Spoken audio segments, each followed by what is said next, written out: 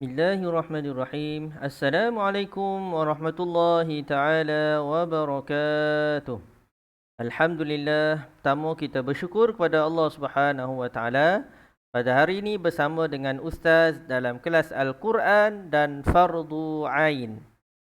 InsyaAllah pada hari ini kita akan membincangkan berkenaan dengan soalan latihan bagi subjek akidah, iaitu yang bertajuk beriman kepada qada dan qadar, iaitu tajuk yang pertama bagi tahun 4. InsyaAllah pada hari ini kita sama-sama bincangkan soalan berkenaan dengan beriman kepada qada dan qadar, insya-Allah. Jom kita lihat murid-murid sama-sama. Okey, soalan yang pertama bahagian A, bulatkan jawapan yang betul. Okey, soalan yang pertama dia ada pernyataan di atas soalan tersebut. Jadi terlebih dahulu kita baca pernyataan daripada soalan pertama, iaitu pelaksanaan perkara yang telah ditetapkan oleh Allah terhadap makhluknya. Okey, tengok soalan satu. Pernyataan di atas merupakan maksud apa? Apakah maksud bagi pernyataan ini? Maknanya pernyataan ini adalah maksud kepada sesuatu. Apa? Maksud kepada apa? Jom kita lihat jawapan dia. Pilihan jawapan alif, jin, ba, qadar, jim, qada, dal, kitab. Cuba murid-murid kena beri perhatian. Perkataan yang pertama dalam pernyataan ini, pelaksanaan. Jadi jawapannya ialah murid-murid iaitu qadar. Qadar, pelaksanaan. Kalau qada adalah penentuan, perkara yang ditentukan. Qadar maksud dia pelaksanaan. Okey, murid-murid kena jelaskan di situ. Untuk soalan yang pertama ini ada perkataan pelaksanaan. Kalau dalam perkataan di garisan ini bertukar kepada penentuan, itu dimaksudkan dengan qada. Itu dimaksudkan dengan qada. Jadi qadar ini pelaksanaan perkara yang telah ditetapkan oleh Allah Ta'ala terhadap makhluk. Apa yang berlaku itu dipanggil qadar. Pelaksanaan ini iaitu bila berlaku sesuatu yang telah ditetapkan oleh Allah Ta'ala kepada kita sebagai makhluk Allah. Itu soalan yang pertama. Soalan yang kedua, murid-murid, dia ada juga dalam kotak ini pernyataan daripada ayat Al-Quran. Cuba kita lihat. Inna kulla syai'in khalaqnahu biqadar. Surah Al-Qamar ayat 49. Okey, tengok soalan 2. Potongan ayat di atas merupakan dalil wajib beriman dengan apa? Okay, pilihan jawapan dia alif, rasul, ba, kitab, jim, malaikat, dal, qada dan qadar. Cuba beri perhatian, cuba kita perhatikan kepada ayat ini. Apakah dalam ayat ini ada perkataan yang sama dengan pilihan jawapan ini? Kalau kita lihat, sudah tentu ada persamaan, iaitu jawapan bagi soalan 2 adalah dal, qada dan qadar, kerana ada persamaan dengan perkataan qadar. Cuba lihat ustaz gariskan ayat Al-Quran yang menyebut biqadarin. Biqadarin sama dengan perkataan qadar. Jadi jelas di sini ayat Al-Quran ini menceritakan dalil wajib beriman dengan qada dan qadar. Di apa saja ayat Al-Quran yang murid-murid jumpa nanti, cuba beri perhatian terhadap ayat Al-Quran tersebut. Apakah dalam ayat Al-Quran tersebut ada persamaan dengan pilihan jawapan ini? Jadi di sini jelas biqadarin sama dengan qadar. Qada dan qadar. Itu jawapan bagi soalan yang kedua. Seterusnya, murid-murid, cuba kita lihat soalan yang ketiga. Berikut merupakan konsep qada dan qadar dalam Islam, kecuali. Ini menunjukkan kepada kita memahami daripada soalan ini, iaitu dia berkehendak kepada apakah bukan konsep qada dan qadar dalam Islam. Kerana ada perkataan di belakangnya kecuali. Perkataan kecuali ini menunjukkan kehendak jawapan dia adalah perkara yang bukan konsep qada dan qadar. Okay, cuba kita lihat. Manakah di antara pilihan jawapan ini tidak termasuk dalam konsep qada dan qadar? Alif, wahyu diturunkan kepada para rasul. Ada kaitan tak? Ada kaitan tidak murid-murid dengan konsep qada dan qadar? Wahyu diturunkan kepada rasul. Ini pilihan jawapan alif ini berkait dengan beriman kepada rasul. Satu. Ini menunjukkan bahawa alif ini bukan termasuk dalam konsep qada dan qadar.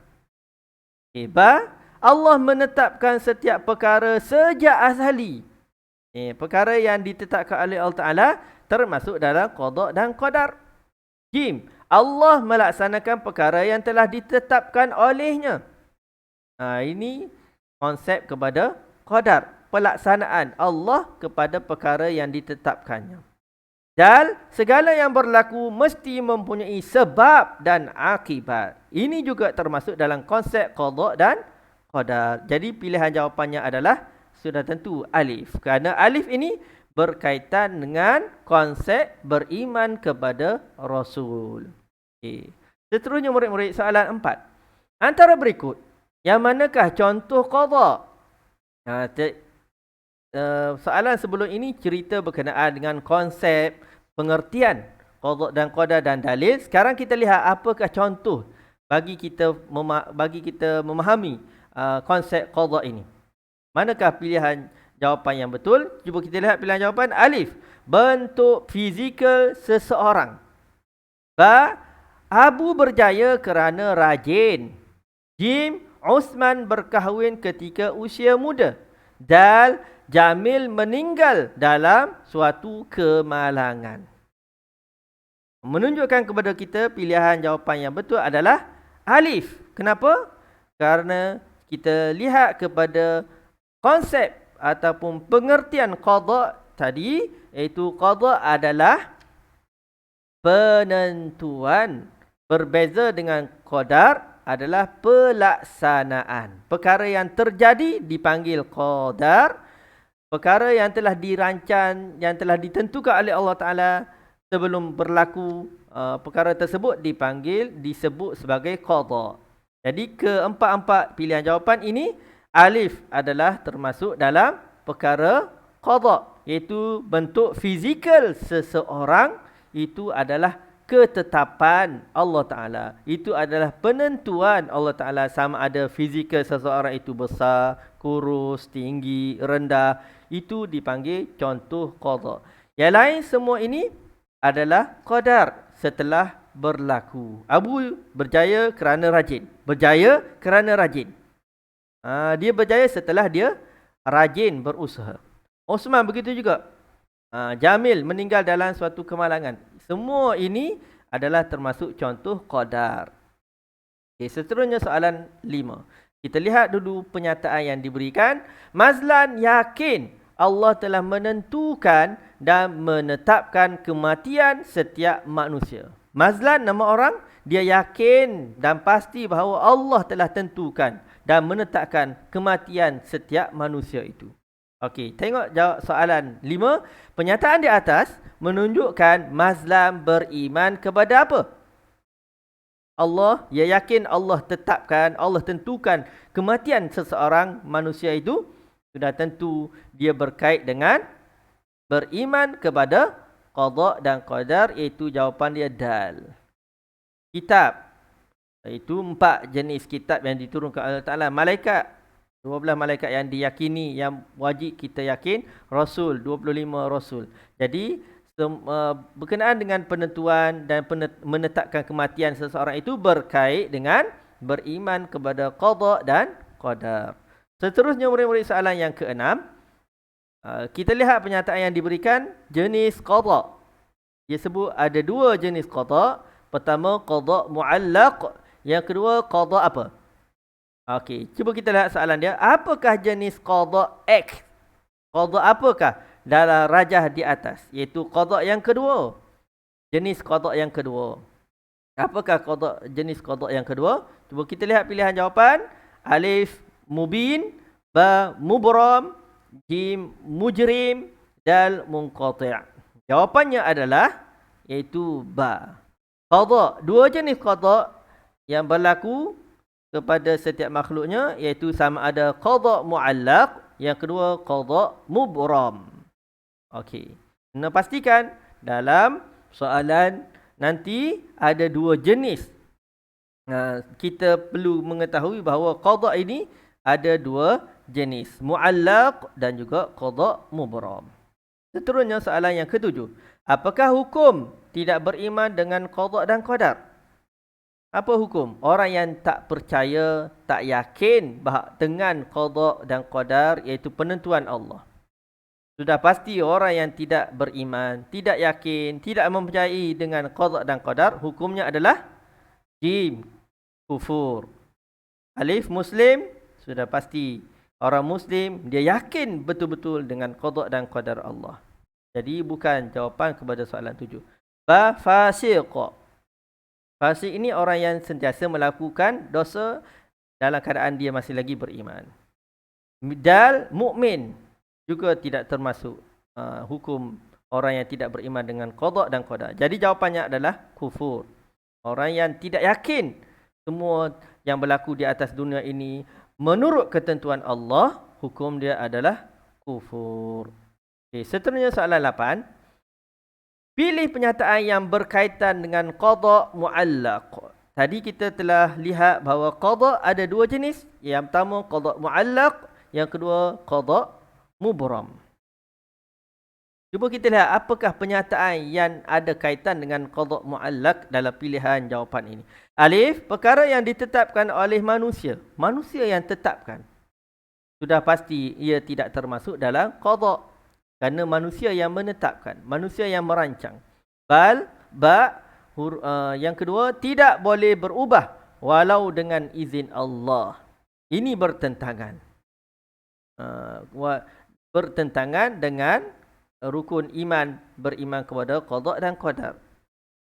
Tidak boleh berubah walaupun dengan izin. Allah benarkan tapi tak boleh berubah. Itu mustahil. Jim, ketetapan yang berubah mengikut kehendak manusia. Apa yang ditetapkan oleh Allah Ta'ala itu, dia akan berubah mengikut kehendak manusia. Juga mustahil. Ya, apa yang ditetapkan oleh Allah, pasti akan berlaku. Tidak akan berubah mengikut kehendak manusia, tapi berubah mengikut kehendak Allah. Dan contohnya, seseorang yang berniaga menjadi kaya. Jadi pilihan jawapannya adalah dal. Kerana maksud qada mu'allaq iaitu ketetapan Allah terhadap makhluk yang boleh berubah mengikut usaha dan ikhtiar manusia. Qada mu'allaq ini Allah yang tetapkan. Tetapi boleh berubah ketetapan tersebut mengikut usaha kita ataupun ikhtiar kita sebagai manusia, sebagai hamba Allah Ta'ala. Kalau orang itu berusaha, maka Allah boleh memberi, boleh mengubah seseorang itu. Contohnya, iaitu dal, seseorang yang berniaga. Dia berusaha berniaga, maka akhirnya dia menjadi kaya dengan usaha dia. Berbeza dengan qada mubram yang kedua, iaitu ketetapan Allah terhadap makhluk yang pasti berlaku dan tidak boleh berubah. Itu berbeza dengan qada mu'allaq. Qada mubram pasti berlaku dan tidak boleh berubah. Qada mu'allaq boleh berlaku, boleh berubah dengan mengikut usaha dan ikhtiar manusia tersebut. Seterusnya, soalan bahagian B, tandakan right atau pangkah pada pernyataan berikut. Soalan seterusnya ini 1 sehingga 8. Kalau pernyataan ini betul, maka kita right. Kalau soalan ini salah, pernyataan ini salah, kita pangkah. Okey, jom kita lihat sama-sama. Soalan pertama, qadar bermaksud ketentuan. Betul atau salah? Permulaan soalan tadi kita telah lihat qadar bermaksud pelaksanaan. Jadi jawapannya adalah salah. Qada bermaksud pelaksanaan. Sudah pasti. Kalau qadar bermaksud ketentuan, salah. Maka qada bermaksud pelaksanaan juga salah. Yang sepatutnya, qadar bermaksud pelaksanaan, qada bermaksud ketentuan. Soalan yang ketiga. Doa merupakan senjata orang mukmin. Betul atau salah? Jawapannya betul.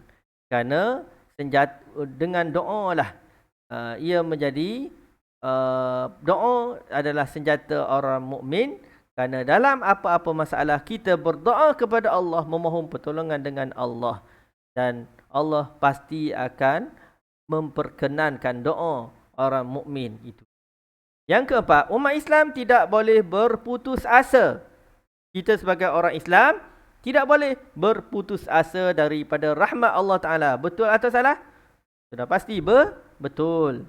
Kerana dilarang, Islam melarang kita berputus asa. Seterusnya soalan 5. Api yang bersifat panas ialah contoh ketentuan Allah Subhanahu Wa Ta'ala. Jawapannya adalah betul. Api bersifat panas. Dan kisau bersifat memotong. Begitulah contoh-contoh lain. Semua itu adalah qada dan qadar, penentuan Allah. Soalan yang keenam, perkara yang baik akan memberi kesan yang baik kepada kehidupan. Perkara yang baik yang kita lakukan, ia akan memberi kesan yang baik juga kepada kehidupan kita. Juga jawapannya adalah betul. Soalan yang ketujuh, dosa dan maksiat tidak memberi kesan pun kepada kehidupan manusia. Jawapannya adalah salah. Bila perkara baik memberi kesan yang baik, maka kalau perkara dosa, perkara buruk, perkara maksiat juga memberi kesan kepada kehidupan manusia, iaitu kesan yang buruk. Bahkan Allah tetapkan orang yang berdosa dan maksiat ini memberi kesan bukan setakat di dunia, bahkan di akhirat akan diazab oleh Allah Ta'ala.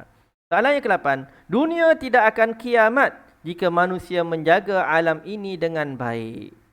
Juga jawapannya adalah salah. Kerana kiamat ini adalah ketentuan Allah. Walau manusia jaga macam mana baik sekalipun, bila sampai masa yang telah ditetapkan oleh Allah, sudah pasti dunia ini akan kiamat. Bila berlaku kiamat itu, semua manusia dan termasuk Nabi SAW juga tidak mengetahui, melainkan hanya Allah sahaja yang mengetahui.